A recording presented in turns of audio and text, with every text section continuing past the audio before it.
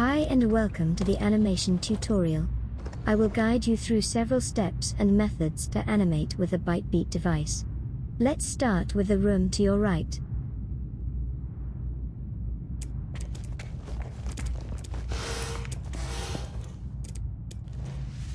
To start building an animation, we need a Bytebeat device, a Bytebeat switch and a light source.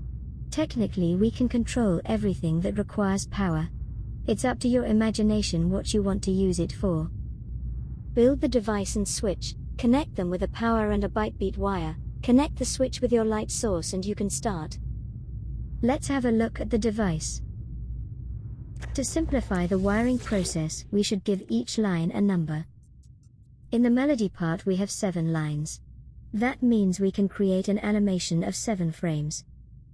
There are 3 lines and 3 frames possible with the rhythm section. Keep in mind that it will repeat 4 times within one sequence.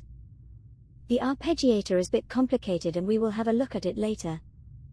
At last we have the on beat, which is only tied to the BPM and will not need any melody or rhythm inputs. It will show up at the switch. Now we apply those numbers to the switch. In the next room we're looking at the basic method to create complex animations.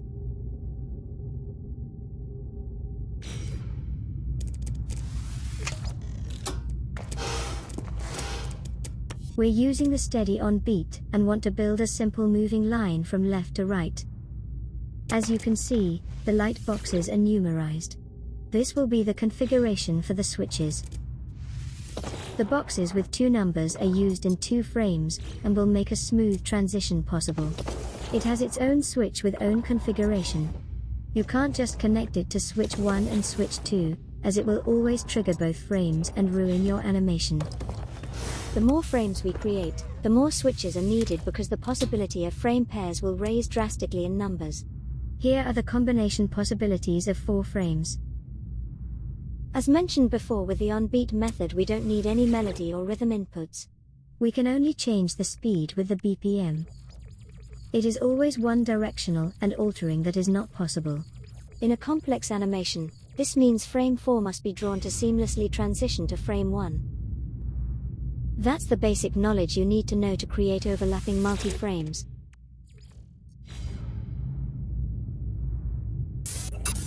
Let's have a look at the melody method.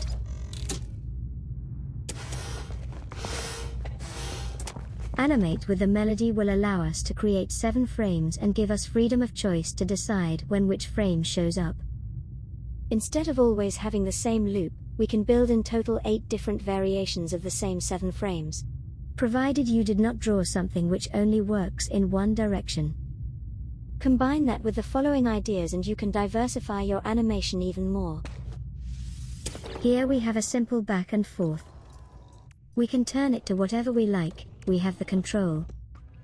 Let's have a quick look at the impact of the waveform length. If we shorten it, the break between the signals will be longer and as a result it will flicker more. We can use that to temporarily speed up the animation with bringing 2 frames into one tile. It requires 2 more devices with the following configurations.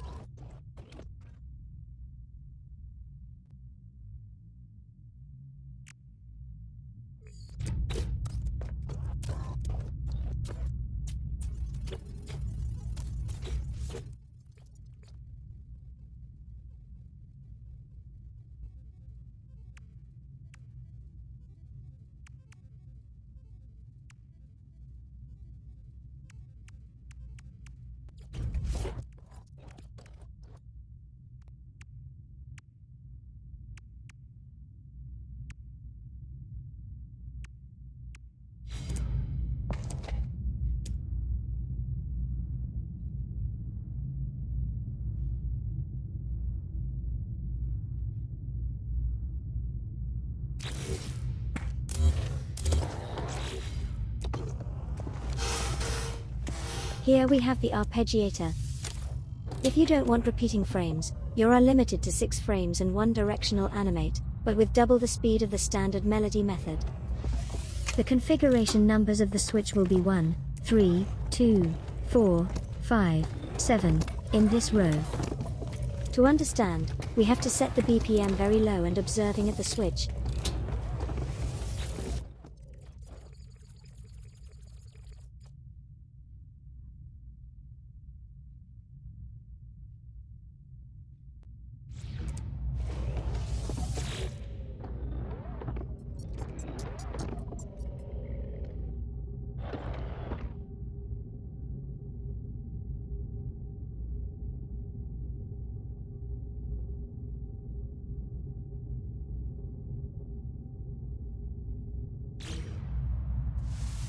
With this settings in the Arpeggiator and only using 1, 2 and 5 in the melody, we're getting the 6 frames.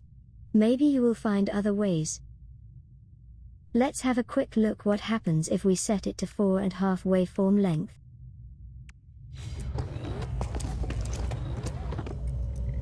Yeah, you can weaponize the lights.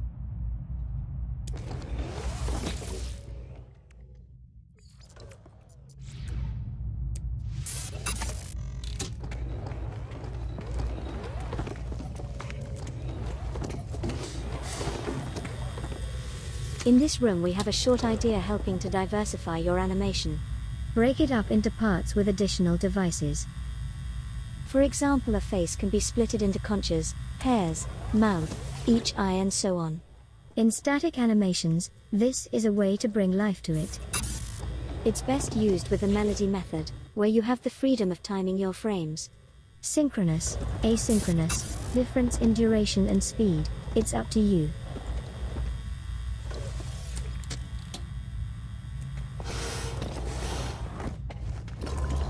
The animation here is made with rhythm and has 16 frames.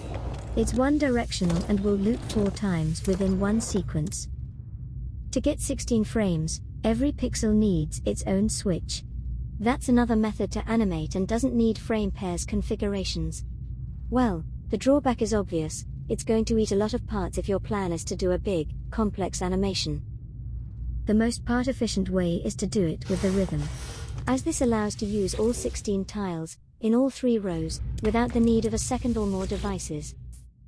With the rhythm you need 1 device, 3 switches, 3 light sources, 3 Bytebeat wires and 7 power wires.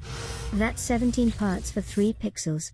For an uploadable base, the limit will be a 13 to 13 screen. 30 to 30 if you're using all possible building parts on one save without the ability to upload. Finally, we see an idea to combine Bytebeat with the logical energy system. Floor switch to start the first animation and giving power to trigger all other inputs. Wall switch to activate second and button switch for third animation. With the button we're starting an animation for a certain time frame, which will turn off automatic. To make this happen we need 1 button switch, 1 power inverter and many auto switches. Let's have a look at the layout.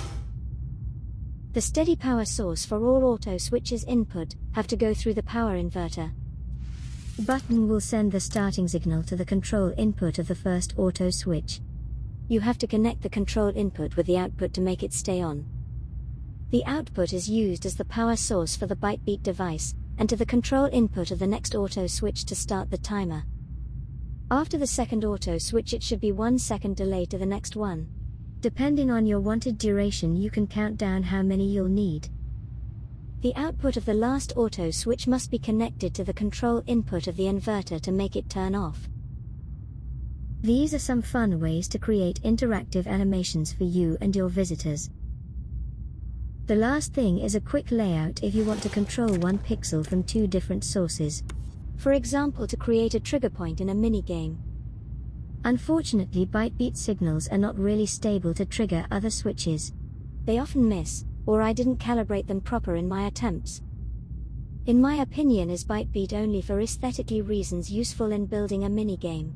The functional part should be done with a logical system.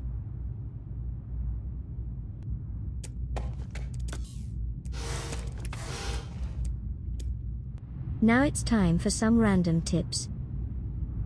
Before you start building an animation, you may want to draw the frames first. I found Piscalap really useful to do this, as you can easily read out every pixel switch configuration. It's a free open source online editor for pixel animations. Of course, you can also use other programs, draw on paper or directly in the game, but I cannot recommend to do it with more than 4 frames. As we animate with pixels, distance is important for smooth lines.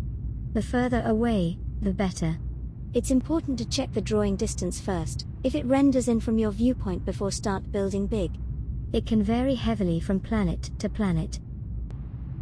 Bytebeat devices used for animation can be built right behind the screen to hide the wiring. It's recommended to make notes to separate them. At least for the switches. With big or complex animations, glitch building is needed to get more than 8 devices. They still send the right signals to the switches but could not be used to make sound. If you want music, make sure those devices are built at the viewpoint and all others in a quiet distance to avoid corruption. One device can support 9 switches per Bytebeat wires. For more switches, another device is necessary, which is connected to the first device. Doing this with snapping saves a wire. The switch itself can be connected to 9 pixels too. You can save wires at the switch by connecting the pixels with the same configuration with each other. Well, that's all for now. If you still have questions, feel free to drop them in the comments. Thanks for watching.